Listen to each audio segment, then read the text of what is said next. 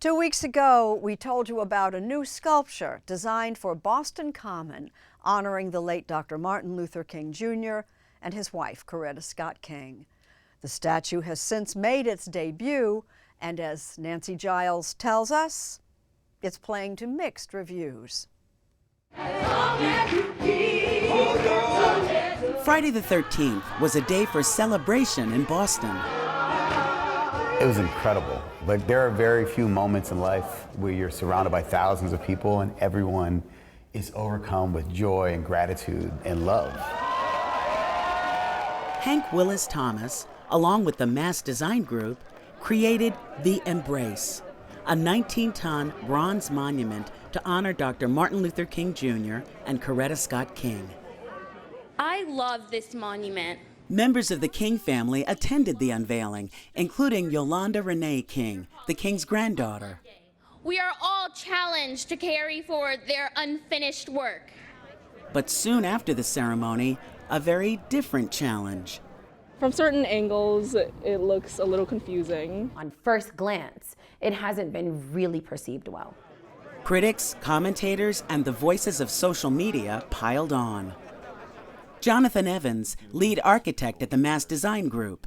I mean, the internet can be a place that doesn't necessarily bring out the best in people, you know?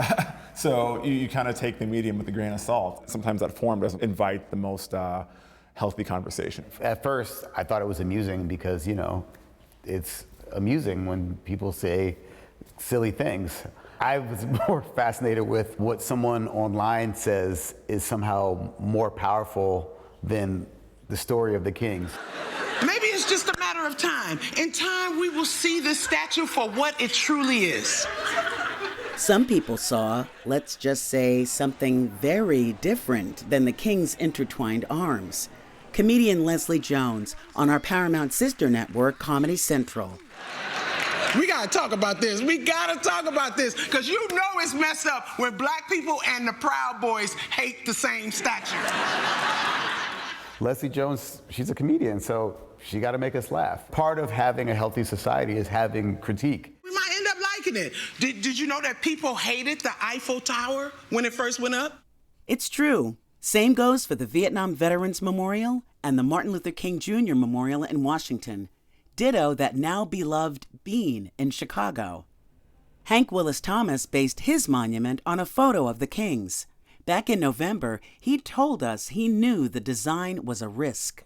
I'm kind of scared because representing the Kings without their faces is a bold move. When you look back, did you get it wrong, do you think?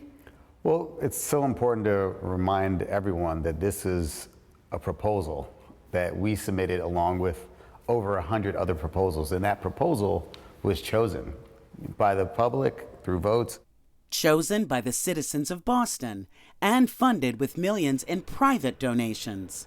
There will always be naysayers. That is not unusual. Professor of Architecture Mabel Wilson was Thomas's advisor in college. There have been very, very, very few public representations of Black figures in our public realm. Absolutely. That is Martin and Coretta. Or perhaps it's another father and daughter, or perhaps it's two strangers. I think the embrace allows us to imagine who is being held in embrace. Hank Willis Thomas says he was guided by the knowledge that the Kings were criticized for their civil rights activism, and says they still inspire him. Can we hear people who want to deny us, they want to erase us, they want to destroy us? Can we also embrace them? Because Dr. and Mrs. King didn't just work with people who loved them. They worked with people who wanted to kill them, people who wanted to limit them and imprison them. And he's convinced the embrace will stand the test of time. I don't know a lot of things, but I know that in decades and centuries from now, when people see the embrace, when they see those arms wrapped around each other, they'll get the picture.